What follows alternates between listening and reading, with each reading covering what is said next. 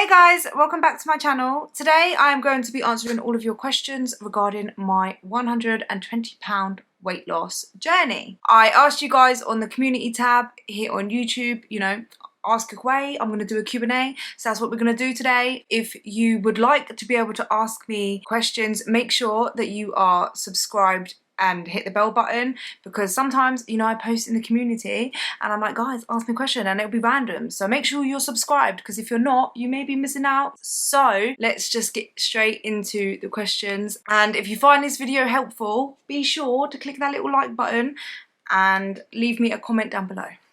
How do you get back on track after you fall into bad habits? Basically, I just straight on the next day, I just go back to eating how I normally would. I don't let myself ever go over more than one day. If I know I'm going to overindulge in them days, I don't let it go over that one day, because in that way I'm not developing new habits. If I was to do it over a longer period of time, then you will start to develop habits. The more you do something, the more it becomes a habit. The more you do it, the more it becomes harder, I find, to get out of it. How do I celebrate holidays and birthdays without overindulging? I overindulge on them days. I just allow myself to overindulge in them days. They're holidays. For me personally, I would rather just enjoy the day instead of worrying about counting my calories on them days. It's just one day. I didn't gain all my weight in one day, and I wouldn't lose all my weight in one day. The same as, like, if I was to just eat in a calorie deficit for one day, I won't lose any weight. Like, I might lose a little bit of water weight that day, but if I went back to eating over my calories, then I'm going to gain the weight. It's the same as one day of over consuming your calories. That's not necessarily going to make you gain weight. It's what you do the other days. How do I get over wanting to, while eating in a calorie deficit? I make sure that I don't get too hungry. I fill myself up on low calorie dense food. If I'm eating high calorie foods but sticking within my calorie, I'm going to be more likely to want to eat more. I'm going to be hungry, if that makes sense. Like, if I was to eat a meal that's like 500 calories but only a small amount compared to a 500 calorie meal of a massive, like, low calorie dense foods, I'm going to be more full up on the low calorie dense foods than I would on the high calorie dense food. So I always make sure that I'm eating kind of low calorie dense food. I'm filling up on that, and then if I do want something that is higher in calories, so as long as I've filled up on loads of high calorie dense foods and I want something like a chocolate bar, I can have that chocolate bar without feeling really hungry and feeling like I need to overindulge on it. If I'm going to eat something that is higher calorie, that I'm more likely to want to eat loads of, or I can easily eat loads of, I try to make sure I'm full up before on loads of low calorie dense food. What would you say to someone who is finding it hard to motivate themselves to start their weight loss journey? Guys, I have a video on how to stay motivated. I'll link it here. But the biggest thing that I can say is to just write down why you want to lose weight, like every single reason why you want to lose weight. Make sure that you're including things health-wise, and actually sit down and really think about how your life will benefit from losing the weight. I sit there and kind of like meditate on it, if that makes sense. That's what I did in the beginning of my journey, is like, I would sit there and I would just envision how I would feel inside myself when I've lost the weight, and how much my life could benefit from it, how my kids could benefit from me losing weight. Think of how you would feel, and don't think that you can't do it as well. Like, realize that you can do it. The only way you can do it is by starting now. If you keep putting it off, that's like time that you're wasting to get closer and closer to your goal. When you couldn't get anyone to watch the kids, what did you do for exercises? I get on with the cleaning, like walk around the flat, get on with doing the dishes, put a wash on, like put the clothes away one by one. Like, as long as you're up and moving, that's what's most important. Like, you don't need to actually like do like a home workout or anything. You can just like get up and move. If I sit down and I'm watching something, I make sure that when it turns to adverts, I'm getting up, walking around for a bit, like just staying active as much as I can. I do remember I would do like random star jumps and like just move my body in random ways, just to kind of like get a little extra calorie burn. Have done home workout. YouTube sometimes for home workouts. Sometimes I would have went on my Pure Gym app, and they have home workouts on there, and also have like some dumbbells and resistance bands. So if I can, like, I do, when I can't go to the gym, I do try and get some stuff done at home. Also, does your husband help you, or did he not get involved in your weight loss? Did you losing weight motivate him to eat better and work out more? He has been a massive help in my journey. He looks after the kids while I go to the gym and when I go for my walks. In the beginning, I kind of said to him, like, don't offer me like food, like, because we would normally like eat a lot together. So he will come home and like bring, I don't know, like trifles and like cheesecakes and all that stuff. So, and like it was just a thing where we would eat a lot together and like loads of biscuits. And in the beginning I did like obviously say to him like, don't offer me that kind of food because obviously it's going to interfere with my goals. And like, so yeah, he brings stuff back for himself and he eats what he wants to eat. He doesn't like try and force me to eat stuff like with him, whereas like we used to be the couple that would eat together, you know what I mean? So that's one thing, he helped me in that kind of sense, but at the same time it's all on me. Like losing the weight is on me. When he brings food back, it's on me to not eat it. With motivating him to eat better, he does eat a lot more kind of fruits and vegetables than what like he did before, but that's more because of I'm cooking that stuff more. But he still eats what he wants to eat. He's not too bothered about like losing weight or anything. He's lucky in that sense. He's never had to worry about his weight, you know what I mean? Lucky man. Did your personality start to change a bit as you had more energy to be yourself? Yeah, I personally think I've become a lot less stressy. I used to be very anxious, stressed out. I would shout a lot and just, I don't know, I just obviously wasn't happy with myself, so obviously it reflected in the way I was. I wasn't as like happy and bubbly. I felt more grumpy. I'm still the same kind of person, but I think I'm just a bit more happier. That's the only real difference really. And I'm a lot more confident and I'm able to socialise a little bit better, whereas before I was very socially awkward, and I just think that's because I was always worrying about what other people thought of me. Does he find you more attractive now or before? I asked him this because I did see this question before. He said that he personally doesn't find a difference. He hasn't treated me any different from when I've lost weight, which is like a nice thing because it just shows that he loves me for me. According to him, what he said to me anyway is that he was attracted to me then and he's attracted to me the same now. Do people treat you differently now that you're fit? Yeah.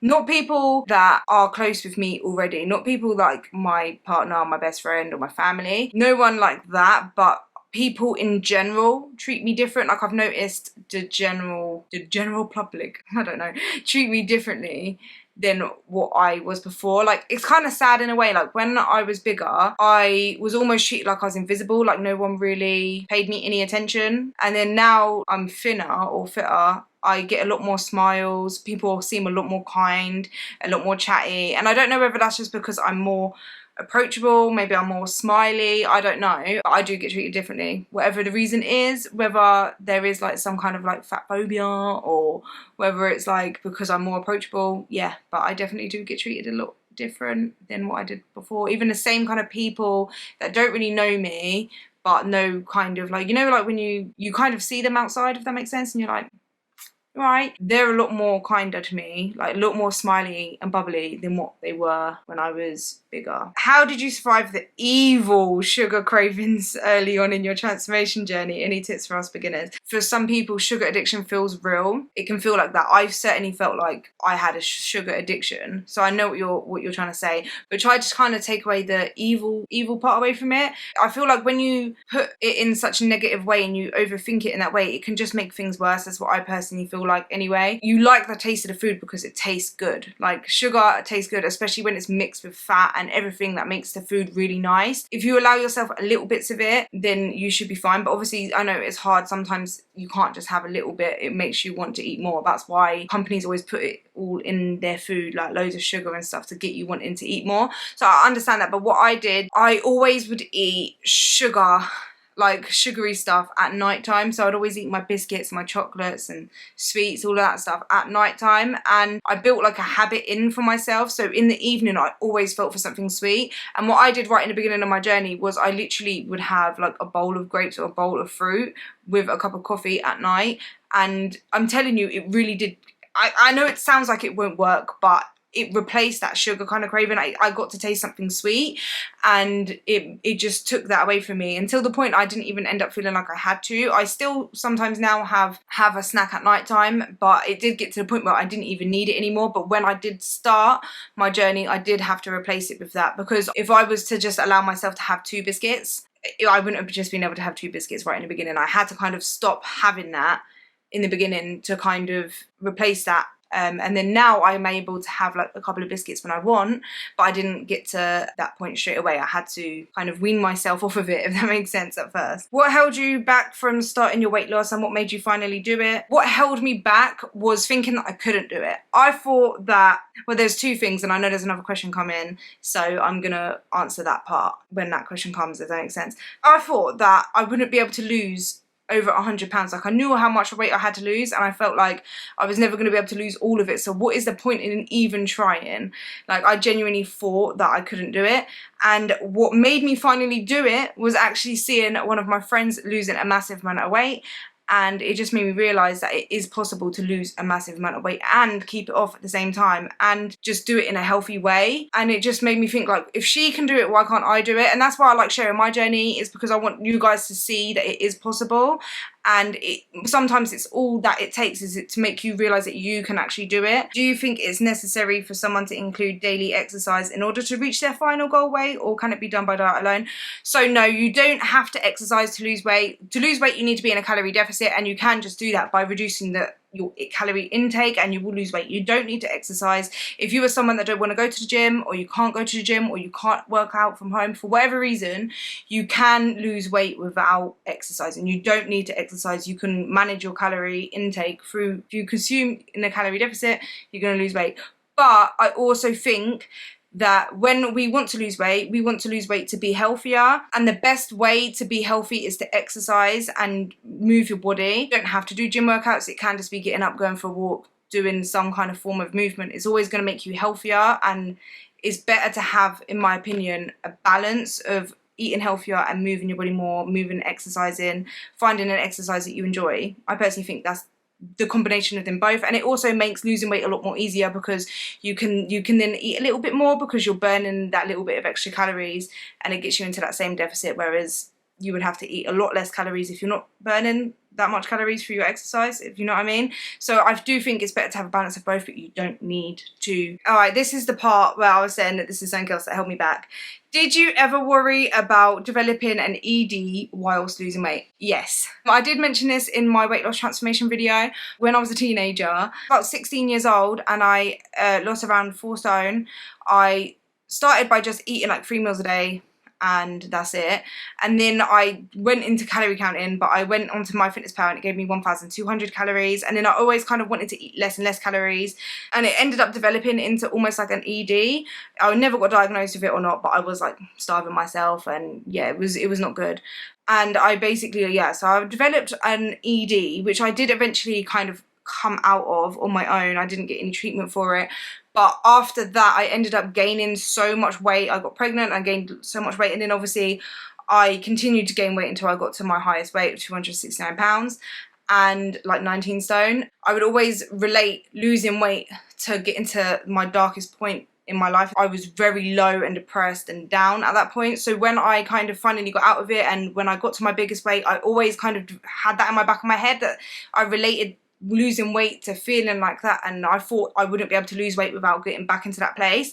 But then obviously when I saw my friend do it, and she did it in a very healthy way and a very sustainable way, also I was always thinking like, oh, I'll end up gaining the weight back anyway. So when I started and I finally decided that, no, do you know what, I can do it, and I can do it in a healthy way, I always, in my head, even up till now, I'm always very vigilant on making sure that I always take a step back and think about the reason why I'm doing it and my mentality, and making sure that I'm not over restricting myself. I even do that now, like always make sure that I'm not labeling foods in a certain way, like good and bad, and just always making sure that I take a step back, and if I do start to think negatively in certain ways, I take a step back and reevaluate what I'm doing. And I think that's really, really helped me, because my biggest thing going into my journey is I want to do it to be healthy, and I don't want to fall into bad habits where it could lead to an ED.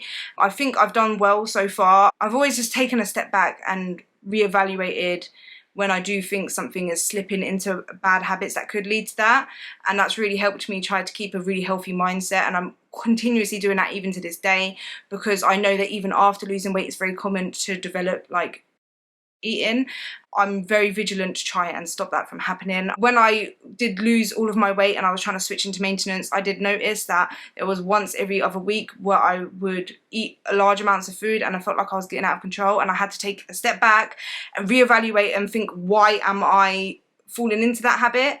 And it was because I was not eating enough and my body fat was too low, so I had to take action against that. And I think it's always just important to make sure that you are just able to take yourself out of the situation and reevaluate so that you don't get into that position. For me, that's been one of the most important things during my journey, and I'm basically proud of myself for being able to be like that and not sit back into how I was when I was a teenager. That's one of the most important things. I'm rambling. Hello Louise, my problem is the weekends, looking forward to having treats, etc. How do I break this habit? I would say allow yourself to have them small little treats during the week so that you don't feel like you're depriving yourself, that you have to wait to the weekend. If you fit it into your calorie deficit, you make sure that you're filling up on low calorie dense foods and you've got a little bit of calories left, and try and incorporate it throughout the week so that you don't feel like you're depriving yourself all week and then you blow out on the weekend. And also making sure that you're not setting that habit in the first place, because it's so easy that if you go out on the weekend and do that, then it's so easy to kind of form that habit of every weekend, and then you're almost